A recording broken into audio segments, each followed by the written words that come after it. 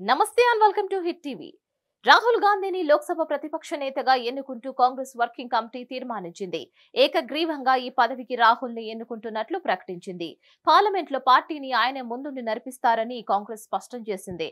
పార్లమెంటులో పార్టీని సరైన విధంగా నడిపే వ్యక్తి రాహుల్ మాత్రమేనని Congress general secretary KC Venugopal పేర్కొన్నారు.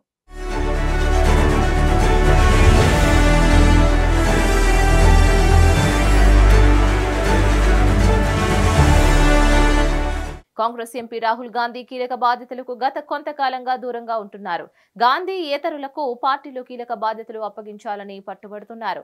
చాలా సందర్భాల్లో తన మాట నెగ్గించుకున్నారు. ప్రస్తుతం మాత్రం పార్టీలో సీనియర్ నేతలందరూ రాహుల్ గాంధీ ప్రతిపక్ష నేతగా ఉండాలని తీర్మానించారు. దీంతో రాహుల్ గాంధీ కీలక బాధ్యతలు స్వీకరించనున్నారు. కాంగ్రెస్ పార్టీ చీఫ్ మల్లికార్జున ఖర్గే అదే అధ్యక్షతన నిర్వహించిన సిడబ్ల్యూసీ సమావేశంలో పాల్గొన్న నేతలంతా రాహుల్ కి మద్దతు పలికారు. సిడబ్ల్యూసీ సమావేశంలో తీసుకున్న నిర్ణయం కేసీ వేణుగోపాల్, జయరాం రమేష్ మీడియాకు వివరించారు. సార్వత్రిక ఎన్నికల క్యాంపెయినింగ్ లో భాగంగా నిరుద్యోగం, ధరల పెరుగుదల, అగ్నివీర్, మహిళా సమస్యలు, సామాజిక న్యాయం వంటి అనేక అంశాలపై కాంగ్రెస్ పార్టీ సమస్యలను లేవనెత్తింది అని, ఈ సమస్యలను ప్రభుత్వం పరిష్కరించేలా లోక్సభలో పోరాటం చేయడానికి రాహుల్ గాంధీయే సరైన వ్యక్తి అని కేసీ వేణుగోపాల్ స్పష్టం చేశారు.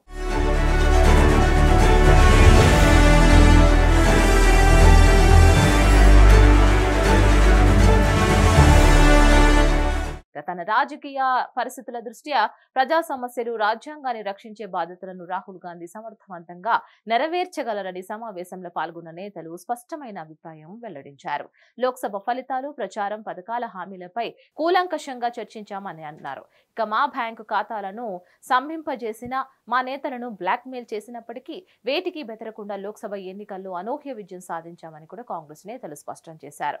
తమను ఆదరించిన ఓటర్లకు ధన్యవాదాలు తెలిపేందుకు కూడా రాహుల్ గాంధీ సిద్ధమవుతున్నారు. ముందుగా ఉత్తరప్రదేశ్ లోని అఖిలేష్ యాదవ్ తో కలిసి సంయుక్తంగా ధన్యవాద యాత్ర చేపట్టనున్నారు. ఆ తర్వాత వివిధ రాష్ట్రాల్లో పర్యటించే అవకాశం కూడా ఉందని తెలుస్తోంది.